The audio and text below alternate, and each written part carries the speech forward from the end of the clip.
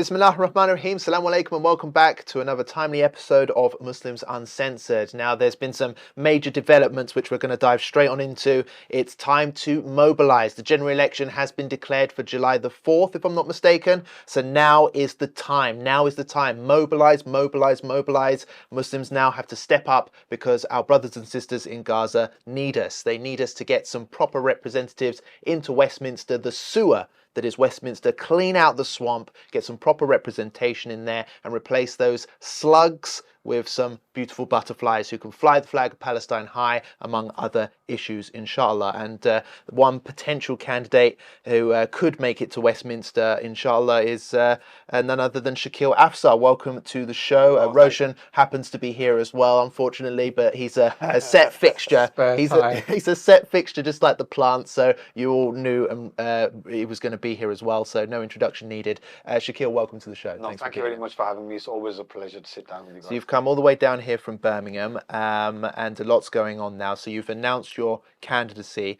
You're standing in Hall Green constituency against Tahir Ali, who is a Labour man. That's correct. And obviously, just tell me a little bit about what's going on there.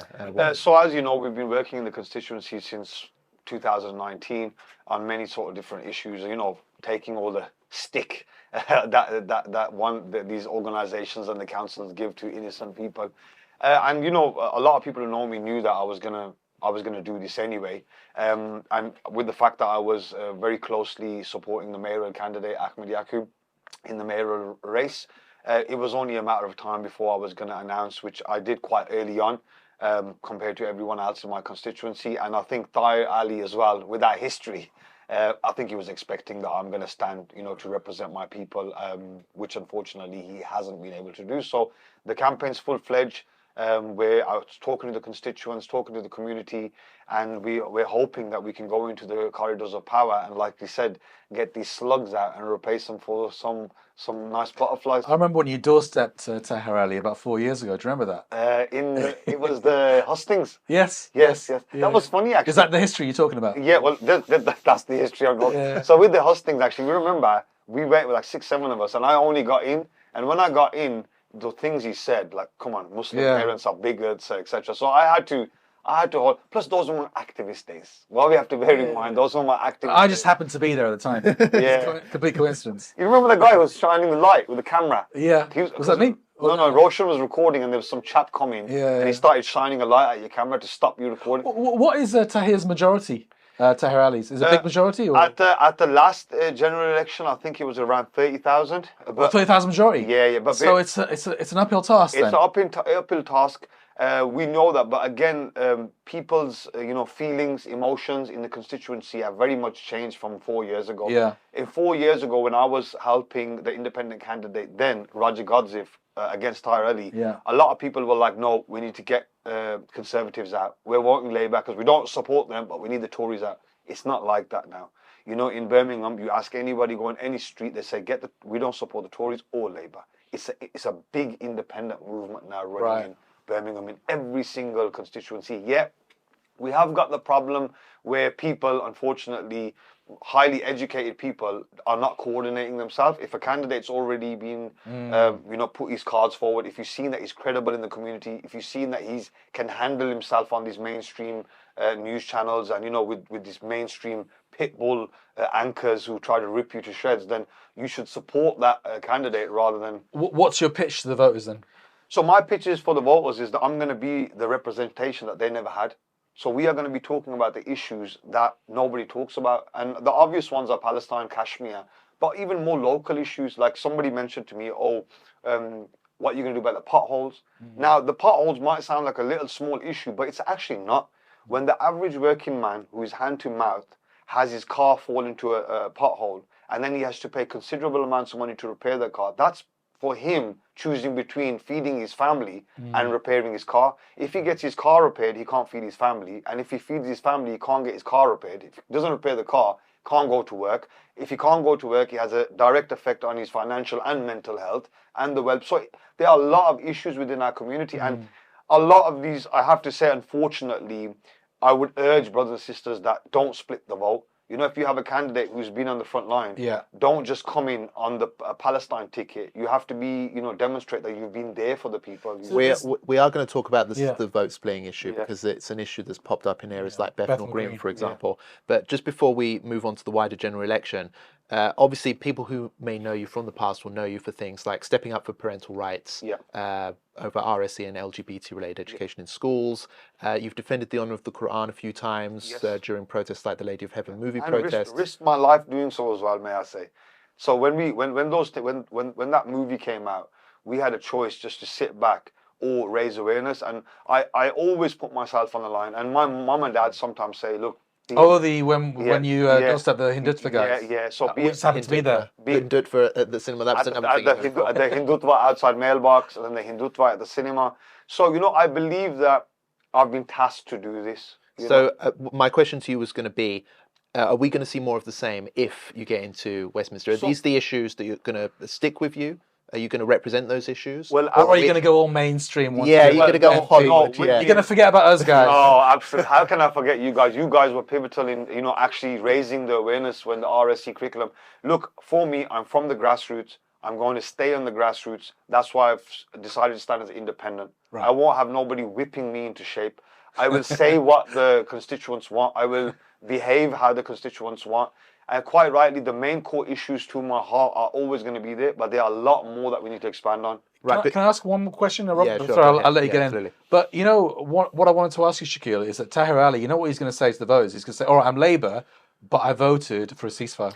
Well, what a lot of the belief in Birmingham is that a vote for any Labour candidate is a vote for Keir Starmer. If you vote for any candidate, you're giving Keir Starmer the pat on the back that carry on going. So I know Labour Tahir Ali might have, you know, voted for a ceasefire, but he's the same guy who said to the Prime Minister, you have blood on your hands, which he does, and then took it back. You know, I would, if that was me in the corridors of power, I would have said it, and I would have said, if you want to kick me out of the chamber, you can, but this is what I think most Muslims would agree at the moment that Labour is a party of genocide. So there might be a few good eggs in there, but it's a spoiled barrel. You know, and you wouldn't want to pick an apple out of a mouldy barrel, would you? Even if the apple appears good, this is why it's part of a corrupt batch. I urge all those clean apples that if you stay in that barrel when you have a choice to leave that barrel, then you're only causing your own demise. Absolutely. No, absolutely. Roshan, there's some big battlegrounds that are going to take place. I'll list a couple.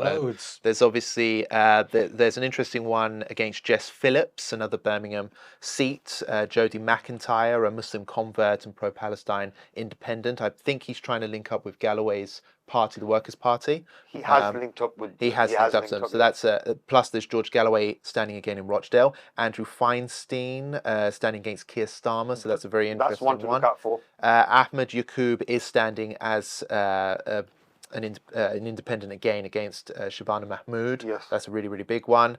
Against Angela Rayner, there's a Muslim sister called Aroma Hassan who's standing up against her in Manchester. That's lesser known but a very interesting and important fight. Leanne Mohammed, the Palestinian hijabi, standing up against Wes Streeting. And of course Jeremy Corbyn standing, Claudia Webb in Leicester, and Shakeel Afsar, of course. So that's a few I noted. What do you make of it, Roshan? There's so many that we can't possibly cover everybody. That's what I'm a bit worried about, is that, I mean, I'd love to have the staff and the resources to cover all these battles. There's so many more than this. This isn't a full list. There's Palestinian candidates There's as well. Loads of Palestinian candidates. Yeah, look, we're going to do our best, but I think as 5 pillars, what we're going to do is we're going to focus on a few battlegrounds while sending out the overall message to the Muslim community, which is basically, do not vote Tory. Do not vote Labour. Even if your Labour candidate is pro-Palestine, do not vote. Because a vote, as Shakeel said, a vote for that candidate is a vote for Keir Starmer, is a vote for the leadership of the Labour Party, which is pro-Israel, which is the party of genocide. So that's the key message for Muslims. Don't vote Labour, don't vote Tory. Vote for a third party. Could be Galloway, or it could be an independent. Or, in certain constituencies, don't vote at all. But whatever you do, do not fall for this Labour BS that, you know, especially with so-called good candidates like Zara Sultana, for example, who are begging for your vote. I mean, I don't personally care if Zara Sultana is returned or not. I don't think we should focus on getting her out.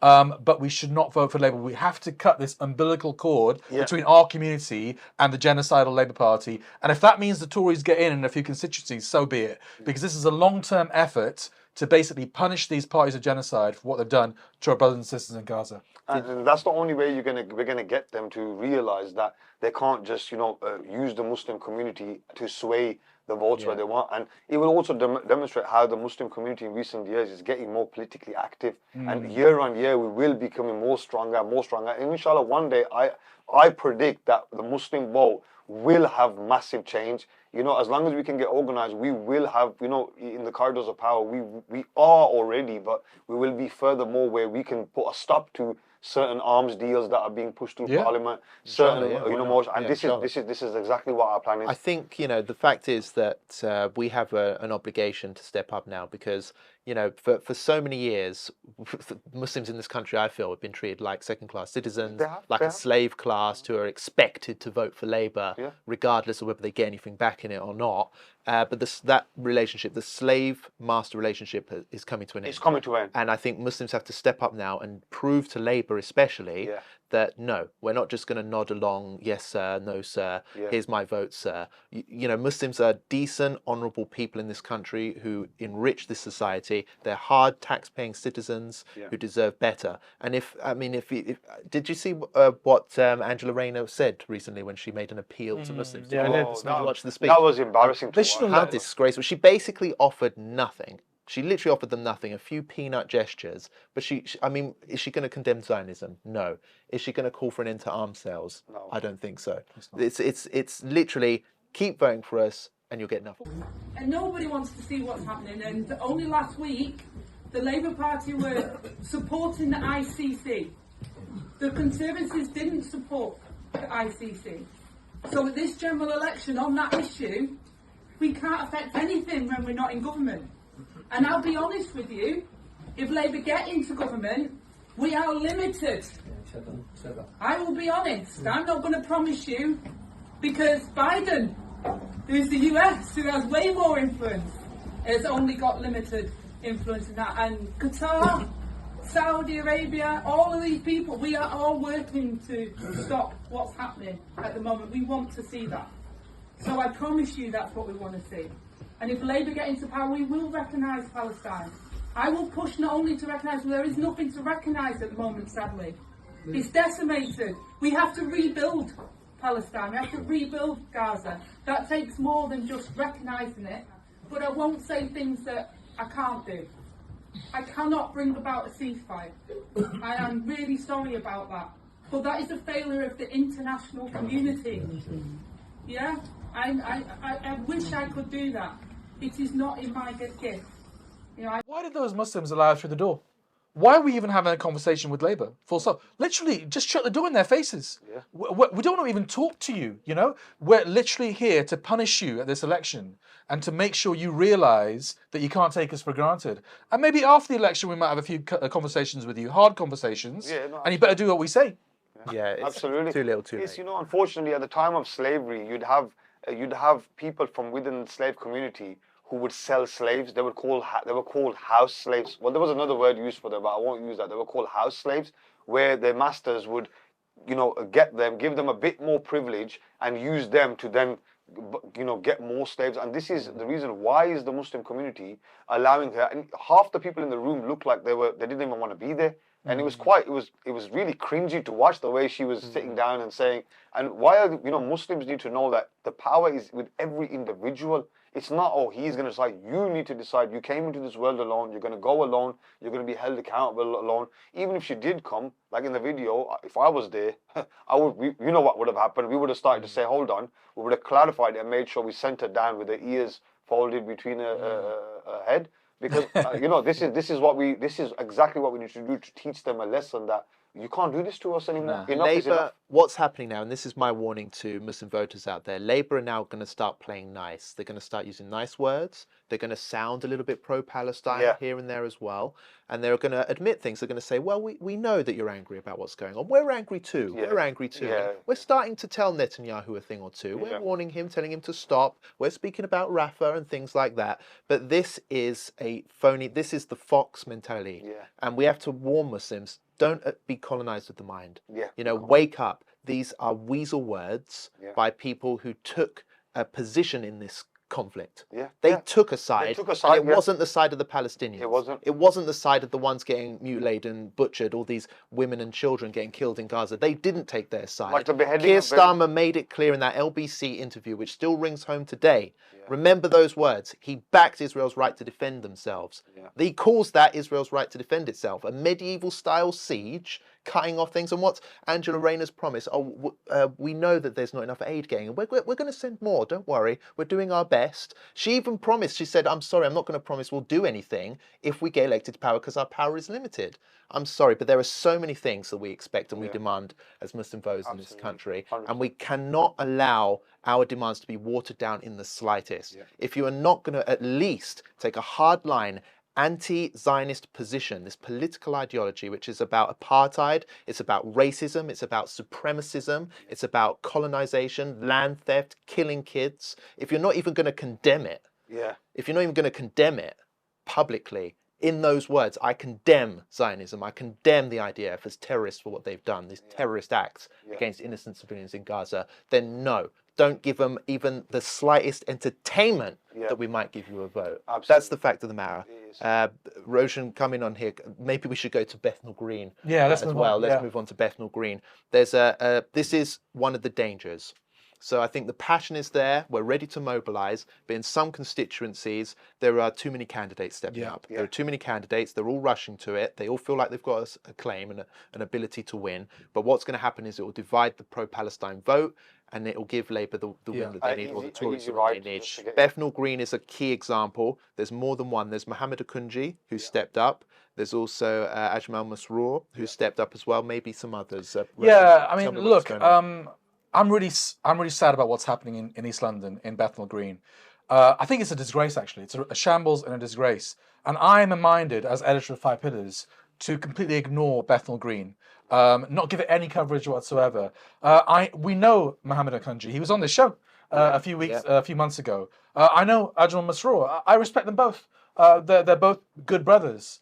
But what they're doing is fighting against each other, which is going to give Roshan Ali, who abstained in that genocide vote, that ceasefire vote, it's going to give her a free run to victory. She's laughing at them. She's laughing at Muslims. She's literally going to have a free ride. And I don't see the point in exerting any energy covering Bethnal Green if they can't sort themselves out.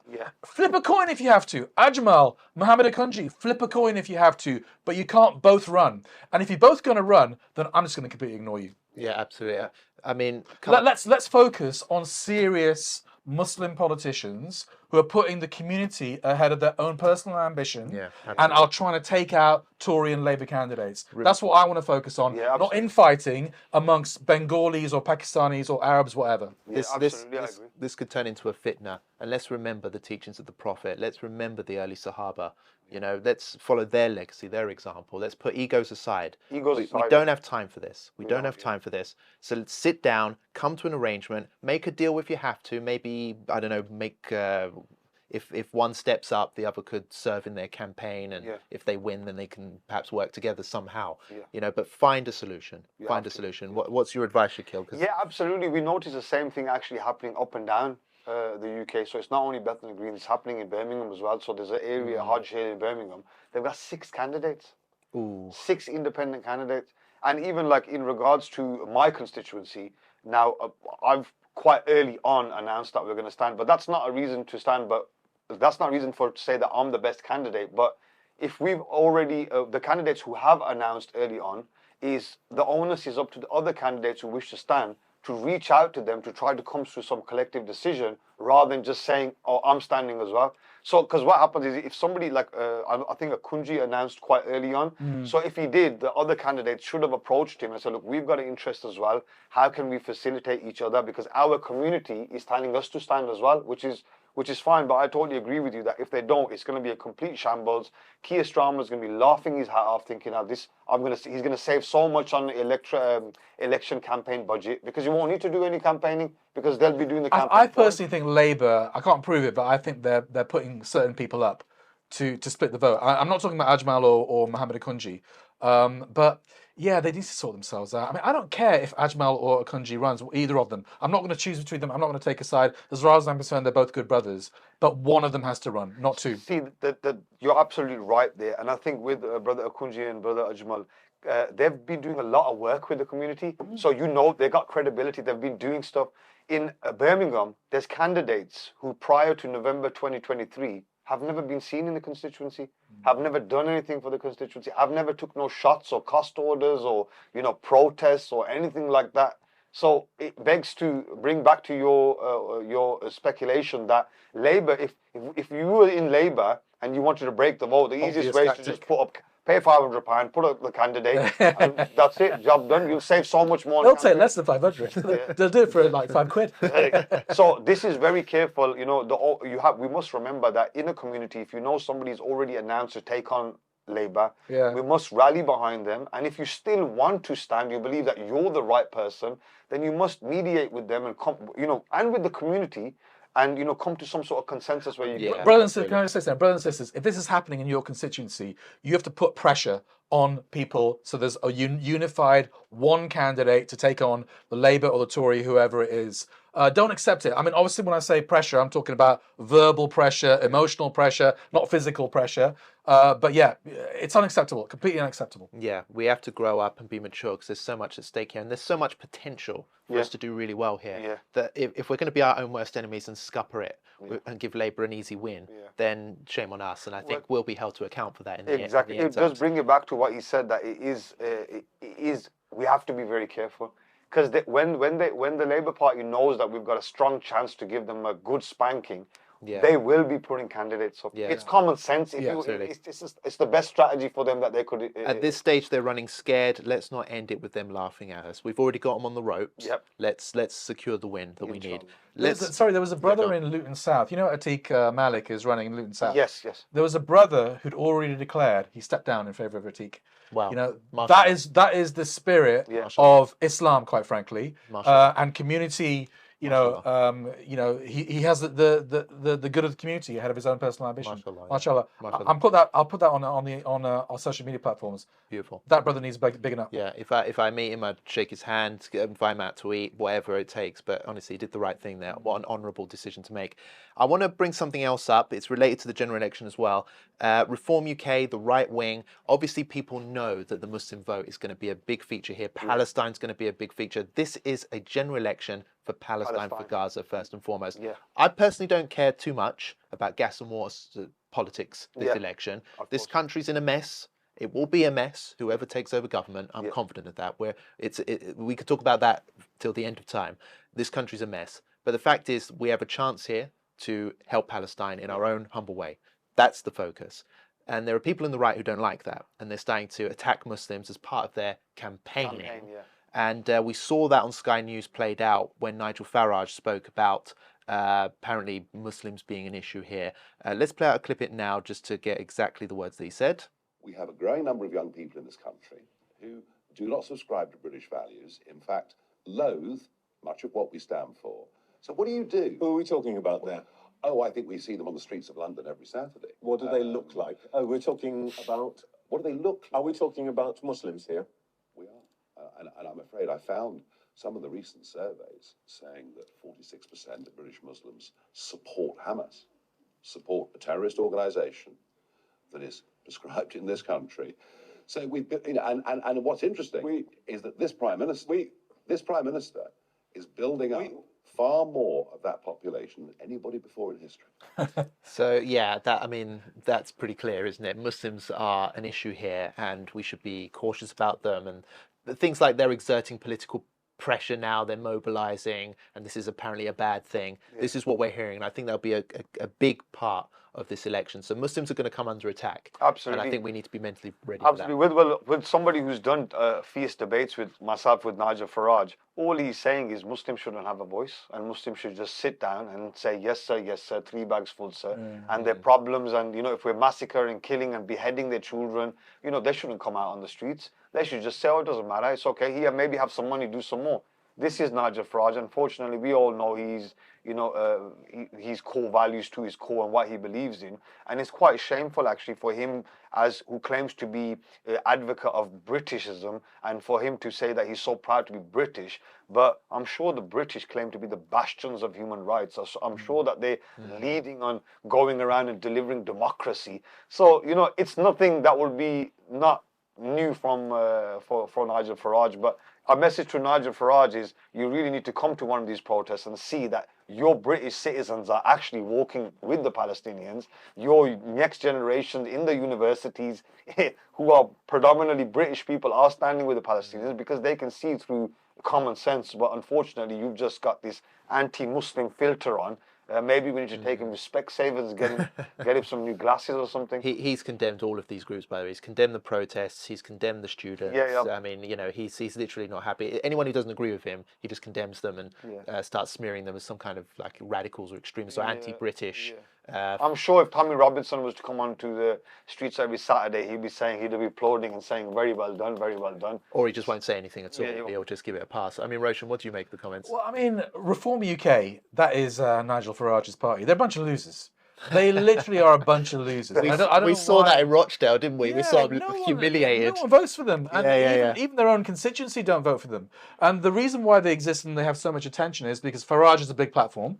But also this millionaire, Richard Tice, multi-millionaire, he's literally burning his money, this guy. Burning his money, trying to put this anti-immigration thing on the agenda. No one cares about Reform UK. They're literally a bunch of old racists and Islamophobes and losers. No one votes for them. Look, Nigel Farage, I know him a little bit. I've interviewed him several times in a previous job I had. He's actually very personable. You've met him, haven't you, as well? On a one-to-one level, he comes across as quite a nice bloke. Very polite, yeah. Very, very polite, and the quintessential English gentleman or whatever. But whenever election time comes around, it's all about immigration and Muslims. And it's just blatantly there to get votes. And he's just literally begging for votes. Give me votes. But he's just basically a posh guy in a suit. If I can translate what he's saying, you might have to bleep this out. Basically, what he's saying is he's out. Yeah. That's what he's saying. He's out. Bleep that. Well, I won't be able to repeat it at the very least. But I mean, the fact is that Farage isn't even an English name. It's not even an English name. German, by the way. He's married to a German with a European family name. I mean, I think it's Eastern European. He was the guy behind Brexit, which was the biggest self-suicide in the nation's history. So if anyone's anti-British, it's him. Yeah, absolutely. He destroyed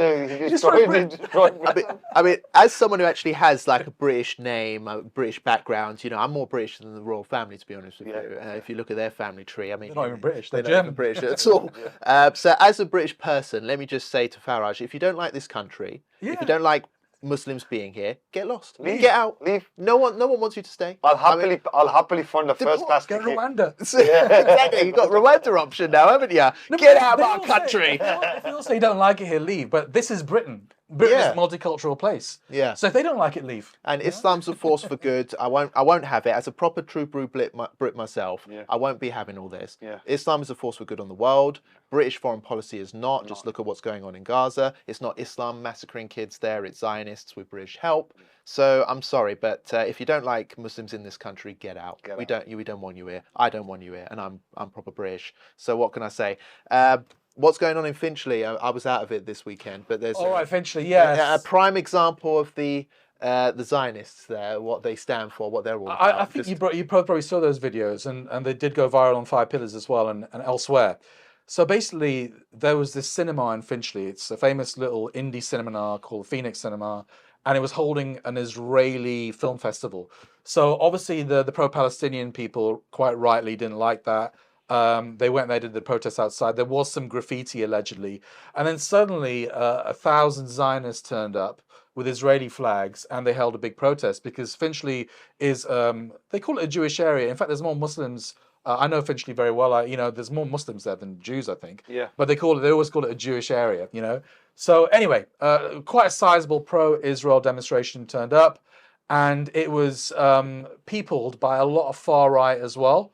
Far-right Zionists. They were yelling abuse at the pro-Palestine. They were yelling racist abuse, threats to kill, kind of throat-cutting gestures. And it was an absolute shambles, a vile, hateful, absolute mob of hateful Zionists, disgusting people.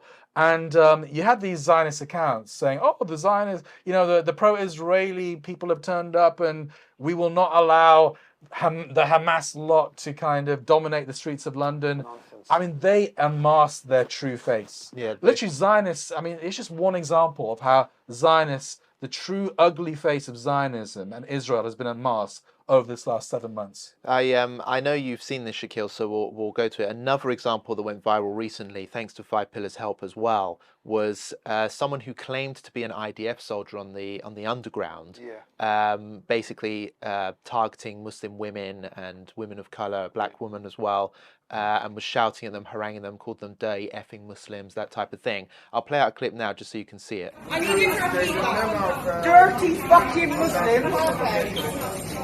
They've been anti-Semitic. Assaulting a young girl. They're anti-Semitic. You are vile.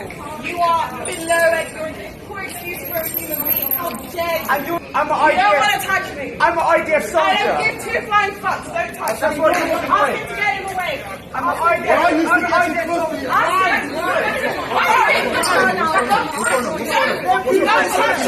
Listen, don't touch me. For real. IDF soldier.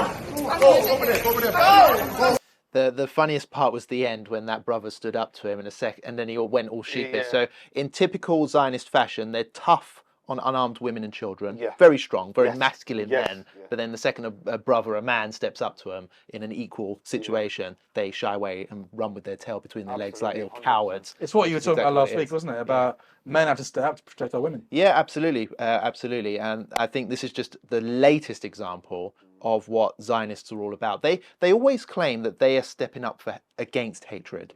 Whenever you go on these anti-Semitism marches, so-called they call it anti-racism marches. They say we're stepping up against hate of Jews and hatred in general. But the attendees all seem a bit hateful to me. I mean, just look at these happy chaps. The far right and Zionists are perfect bedfellows. Also, I think the Zionists are getting desperate. They can see that especially the social media, even the mainstream media narrative is turning against them, and they're getting desperate, and they're going out on the streets and they're making mistake after mistake after mistake, and they're showing the world who they are, which is a bunch of scumbags. Which is what he says in that. He says, "I'm an IDF soldier." He says it as if it's something to be proud of. He should be disgusted with the fact, and maybe because of the fact he's an IDF soldier and he's been massacring children as a hobby, that's why he's probably doing that now, because he's probably missing the fact of what he's been doing, and because by the looks of it, they enjoy killing and beheading babies. So he's probably proudly saying, I'm an IDF soldier, because he wants to kind of do that now. And because they can't do that in UK, how they do it is by swearing at our sisters, yelling at them, doing death threats to them, etc., etc. Like you said, absolutely disgusting. And I could bet you the force of the local police in that area won't be as robust on those people as it is on pro-Palestine protesters. When all I've ever heard at pro-Palestine protest is, from the river to the sea, Palestine will be free. Rafah, Rafah, don't you cry. These sort of chants. There's never been anything. There's never been anything that's would be considered threatening to the other side, because we know the feeling. Even though they're killing us, they're butchering us. Our pro-Palestinian protesters are not saying that we should do the same. They are not saying that we should start butchering Israeli babies. They're not saying that we should start butchering, because we're not about that. But they are. There's a few videos and you see the guy says, "I killed this many people." And like as if it's something for him to be proud of. Absolutely disgusting. There's loads of TikTok videos of IDF soldiers making those claims, like, I killed so many Palestinians. There's loads of Israel supporters in the West going to demos. It can be in America or here, and they say stuff like, "Yeah, the kids that are dying deserve it. They're terrorist supporters." But they want to arrest. They want to arrest a poor lady who had a picture of having coconuts. Yeah, these people are making a formal declaration. She's appearing in court on the 26th of June. I think we should definitely rally around. We'll definitely cover that. Support her, definitely. Yeah. Now, before the show ends, we're running out of time. We should talk about Rafah. There's horrific killings going on there. Israel is ratcheting up its vicious, vile aggression. At least 45 people, it says here, have been announced killed. in a tent camp where refugees were basically huddled in tents trying to scratch out survival amid the genocide. They were bombed and targeted. Netanyahu has said that it was an accident. He said it was a gross accident or something like that. But I mean, on tents? yeah, exactly. I mean, the fact is, there's been a lot of accidents, hasn't there? There's been like 40k accidents. Yeah, apparently. everything's an accident. Civilians have nothing to do with it being butchered. An accident, and it all brings it back down to the fact that the West, the Western states are completely blind. They massacre people. Like you said, these people are literally probably already dying anyway in the tents with malnutrition, with the fact that the mental effects that it has, the psychological effects. Many of them must be suffering some severe PTSD. Imagine having to carry your child with no head. How do you sleep after that? Lack of sleep, lack of food, and then accidentally want to bomb them. I believe that the Israeli establishment is barbaric and will always continue to do so. Even asking them to stop, it doesn't make sense. But I think the real people who need to be held account are the British establishment, are the American establishment, are the people who are facilitating them and allowing them to do this and just remaining completely silent and sitting back, doing nothing at all. And it is up to us as British citizens to hold every single one of them. It might take time. It will be an uphill task because they've got the institutions, they've got the organizations, but it doesn't matter. We've got Allah. As long as we continue to speak up against them, as long as we continue to challenge them, we can see the tide changing. And inshallah, one day these people will, whether it's in this dunya or the next dunya, will be held to account. Inshallah, yes, absolutely. Do you have anything you want to say on that? No, it's just that the International Court of Justice did order a few days ago Israel to halt its Rafah offensive, and this has happened after that. I did notice a lot of Zionists were saying, no, it's Hamas lying and there wasn't a massacre. And then Netanyahu came out and basically admitted it. They said they were targeting Hamas fighters somewhere and there was a stray bomb or whatever. But these stray bombs are happening far too often. I mean, the figures are actually, people are disputing the figures. I think the figures are actually underestimated because, I think the Gaza Health Ministry say that 40,000 Gazans have been killed, most of whom are women and children, but there's 10,000 at least underneath the rubble. And I mean, just look at the amount of ammunition and bombing Israel's done over the last 7 months. I think the figures could be close to 100,000. I think it's a conservative estimate, 40,000. Yeah, I think, and we have to bear in mind that the authority in Gaza at the moment is going through a massive trial. So for them to be able to work out exactly what's happening, there's buildings all over the place. So potentially, like you said, I completely agree with you. I believe that figure is going to be probably double the amount because the way that they've destroyed it, and we've seen this happen, the way that they destroyed it without any concern. Okay, built up area, let's bomb it. Tents, come on. How you're flying over? I'm sure if there's any airplane, any air fighter pilots here for the Royal Air Force or any other Muslim Air Force, you'll know that I'm sure they've got the technology to know where they're throwing the bomb. You have pinpoint precision, accuracy. They're being funded by the West. They've got the most high-tech weapons on the face of the earth, I could say, and you dropped it by accident. There's a lot of accidents apparently that have been happening. I mean, and the accidents continue. Nonsense. I mean, how many accidents will it take for the West, for the Labour Party, for the Tories to actually do anything about it? I think Palestine's completely finished. This is why I just don't want to hear. I don't want to hear Angela Rayner or any of these other Labour figures say that they're pro-Palestine in the slightest, when they will not even dare to say the word Zionism. They're so gutless and yellow-bellied. They won't even say Zionist. Should we all do a final message before we conclude? Yeah, go on then. Yeah, go on. No, all I want to say is, obviously, I think this is Muslims have got to step up to the plate. Not over the next 6 weeks. This is a time where normally we're kind of a helpless minority here. We're just whinging and complaining, and but we have the ability now to do something and to really hurt the parties of genocide, and to make them change their policies in the future. We have an opportunity to build a strong Muslim lobby in this country, not just for this election, but elections going forward, to become a really strong community whose concerns are listened to for once.